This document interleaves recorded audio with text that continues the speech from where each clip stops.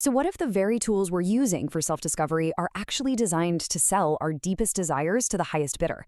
In this explainer, we're diving into a really powerful story about technology, identity, and the price of convenience. And look, we're not just looking at a piece of fiction here. We're basically mapping out a moral dilemma that, let's be honest, affects every single one of us. And this one line, man, it just perfectly captures the big lie we're going to unpack here. The company at the center of this, Helios Metrics, they sell their product Halo as a mirror. A tool for you to look at yourself, to understand yourself better. But as we're about to see, it's secretly a one-way window built for other people to look in, to watch you, and at the end of the day, to manipulate. So what's Helios Metrics actually selling? Well, in a nutshell, you. They're a data company that creates what the story calls maps of desire. They use these incredibly complex algorithms to analyze everything you do and predict what you're going to do next, all for their clients. In their world, even something as simple as you being hungry is just another data point they can package up and sell.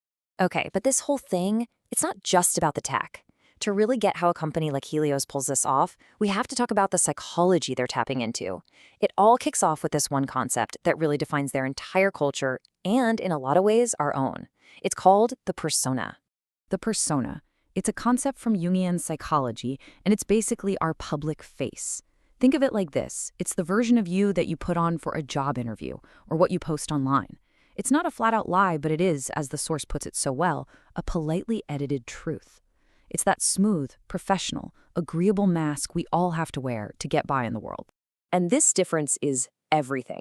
See, inside Helios, everybody wears the exact same social mask. The story says it's uniform, like winter. But our protagonist, Adrian, he's different.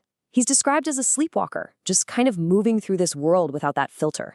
His inability, or maybe his refusal, to wear the mask makes him a total outsider and, as it turns out, a huge threat to their entire system.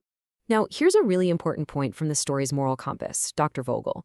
The persona itself isn't a bad thing. It's a necessary social tool, right? It's how we greet the world before we decide to show our deeper, messier, more complicated selves. The problem at Helios is that they've weaponized it. They've built a culture that is pure surface, where the mask is the only thing that's real. So what happens when an entire company is built on everyone wearing a mask? Well, those secrets, they don't just stay with the people. Nope, they get baked right into the technology. And this is where the whole psychological vibe of Helios spirals into a massive ethical crisis, one that's hidden deep, deep down in the code. Of course, every big, shady conspiracy needs a super dramatic name, right? And in this story, it's Master Key Atlas. I mean, the name alone just drips with arrogance. It's a secret back door built right into the Halo system, and it was designed to give one single client the power to basically hold up the world. So how'd they pull it off? It was basically a three-step con. First, they twisted the terms of service with what's called deceptive consent, which is a fancy way of saying they tricked users into clicking yes without having a clue what they were agreeing to. Second, they built the master key for a single secret client codenamed Atlas, pretty much handing them the keys to the entire kingdom. And finally, this allowed that client to hunt for data so fast that laws and regulations could never, ever catch up. It was the perfect crime, hidden right there in plain sight. And wow, this quote from one of the company's own engineers, it just gives you chills, doesn't it? The deception wasn't a bug or an accident. It was a core feature. It was intentionally designed and hidden behind the friendly, smiling face of the user interface. Just think about that image, a smile with a razor. Okay, now we're getting into what is, for me, the most mind-bending part of this whole story. It's the philosophy that actually pushes Adrian to do what he does.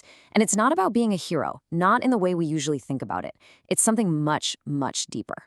This question is the absolute key to understanding our protagonist. What does it even mean to act without an actor? To do something without a central I or me calling all the shots?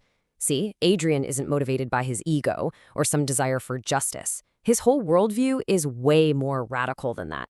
Here's how he puts it in his own words. It's not, I am listening. It's just, listening happens. There isn't a me sitting in the middle of his head directing traffic. Instead, there's just this direct, unfiltered response to whatever's happening right in front of him. And it's really important to get this right. This isn't some kind of psychological issue or a way for him to escape reality.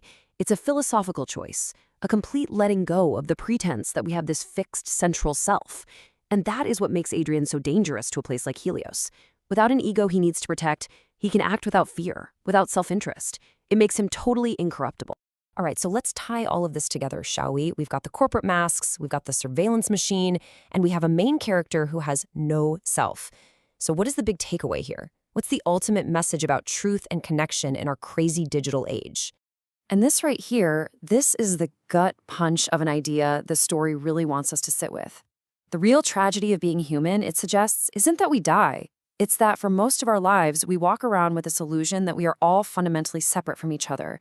It's an illusion that a company like Helios makes billions from, that the persona helps keep in place, and that Adrian's entire philosophy is the cure for. So what are we supposed to do about all this? Well, the story gives us some really grounded, beautiful advice from Dr. Vogel. First, avoid the narcotic of purity. Don't get so obsessed with grand, perfect ideas that you lose touch with reality. Second, become temporarily local. Focus on the real, tangible stuff right in front of you. And finally, tell the truth even when it is boring. Because simple, unspun facts are the one thing a system like Helios just can't corrupt. And that brings us to our final question. This whole explainer has been about the disappearing distance, right? The distance between public and private, between a corporation and its customers, but it's also about that distance we think exists between each other. So the question I want to leave you with is this. What would actually happen in our technology and in our lives if we just stopped measuring that distance and started from the idea that we are all truly connected